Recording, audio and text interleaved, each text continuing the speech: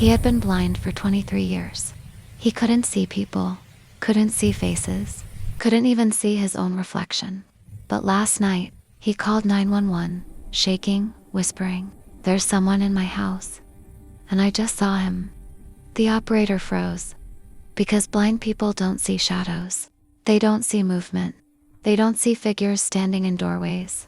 So whatever William saw wasn't human. William Hayes, 56, lived alone in a small, quiet house at the edge of town. He'd lost his vision in a factory explosion years ago, but he adapted well, memorized the layout, counted his steps, learned to see with sound.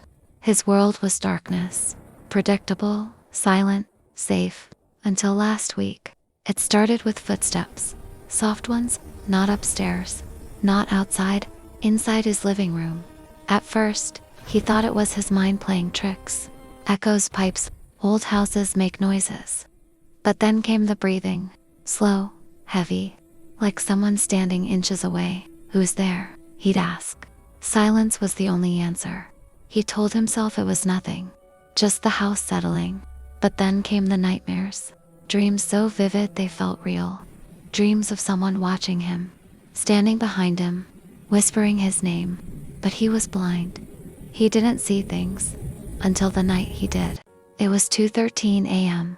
William sat on his couch, listening to the rain tapping against the windows. He was holding his cup of tea when suddenly, flash, a bright white shape flickered in front of him. He froze. He hadn't seen light in 23 years, but this wasn't just light. It was a figure, tall, motionless, standing in the doorway between the kitchen and the hall. He blinked hard. Flash. It appeared again. Closer this time.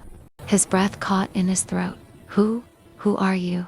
The figure didn't move, didn't speak, just stood there, glowing faintly. William's hands shook violently. He dropped his cup.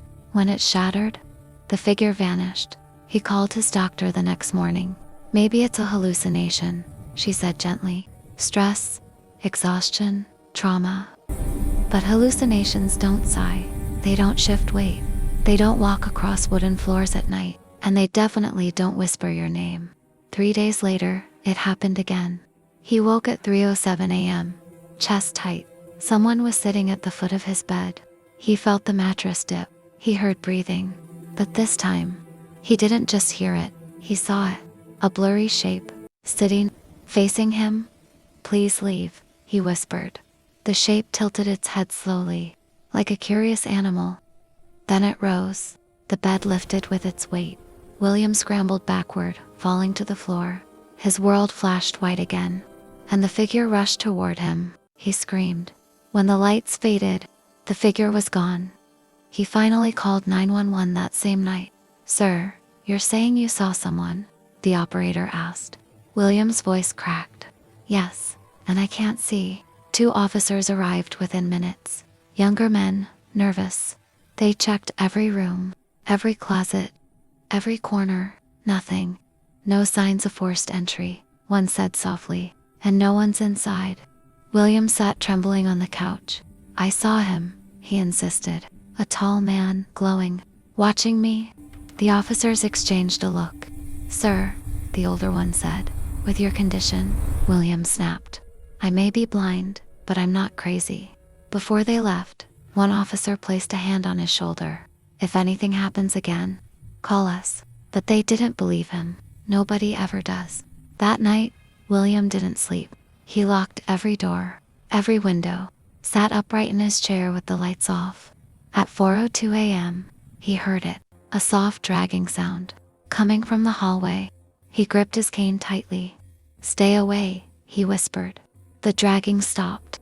Then he felt it, cold air brushing against his cheek. Someone was standing right in front of him. He held his breath.